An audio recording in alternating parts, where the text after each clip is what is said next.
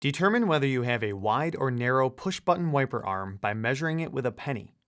A penny will fit snugly into the end of the wide 22mm wiper arm.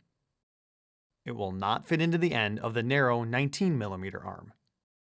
With this arm type, it is necessary to remove the pre-attached adapter on the wiper blade and replace it as follows with adapter BC.